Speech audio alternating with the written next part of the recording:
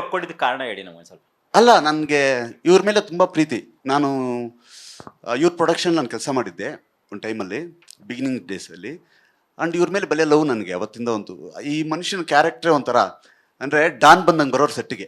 ಅದು icon, black car, icon ತಾನೆ ಬಂದು ತೀರ್ಥ ಅಂತೇನೋ ಯಾರೋ ಡ್ರೈವರ್ ಇದ್ದ, ಬಂದು ಇಳಿದ್ರೆ ಡಾನ್ ಥರ ಇಳಿಯೋರು. ನಂಗೆ ನೋಡೋಕ್ಕೆ ಏನೋ ಹೆಂಗವ್ರ ಮನುಷ್ಯ ಇವರು ಅಂತ. ಅವಾಗಿದ್ದ ಒಂಥರ ಕನೆಕ್ಷನ್, ಬದುಕರಿ ಇವ್ರ ಥರ ಬದುಕಬೇಕು ಅಂತೆಲ್ಲ ಆಸೆ ಆಗೋದು ಅವಾಗ. ಆ್ಯಂಡ್ ರಾಮಾಚಾರಿ ಇದ್ದಕ್ಕಿದ್ದಂಗೆ ಒಂದ್ಸಲಿ ಫೋನ್ ಮಾಡಿದ್ರು ನನಗೆ, ಏನಕ್ಕೂ ವಿಶ್ ಮಾಡೋಕ್ಕೆ. ಖುಷಿ ಆಯಿತು ಕೇಳಿ ಅಂತ. ಅದಾದಮೇಲೆ ನೆಕ್ಸ್ಟ್ ರಾಮಾಚಾರಿ ಬರೀತಾ ಕೂತಿದ್ದಾಗ ನನ್ನ ಕಾಸ್ಟಿಂಗ್ ಸ್ವಲ್ಪ ಭಾವನಾ, ಸಿರಿ, ಒಬ್ಬ ಗಂಡ ಬೇಕಲ್ಲ, ಯಾರೋ ಒಂಥರ ಮನ್ಮಥನ್ ಥರ ಇರಬೇಕು, ಇಬ್ಬಿಬ್ಬರು ಹೆಂಡ್ತಿರು ಇಟ್ಕೊಳ್ಳೋ ಹೆಂಗಿರ್ಬೇಕು ಅಂತ ರಪ್ಪ ಅಂತ ಕನೆಕ್ಟ್ ಆದರು. ಫೋನ್ ಮಾಡಿದೆ, ಆಫೀಸ್ಗೆ ಬಂದರು, ಕ್ಯಾರೆಕ್ಟ್ರ್ ಕೇಳಿಲ್ಲ, ಡನ್ ಅಂತಂದರು. ಇದಕ್ಕೆ ಅದರಲ್ಲಿಬ್ಬರು, ಇದ್ರಲ್ಲಿ ಒಬ್ಬರೇ ಅವರು. ಓಕೆ.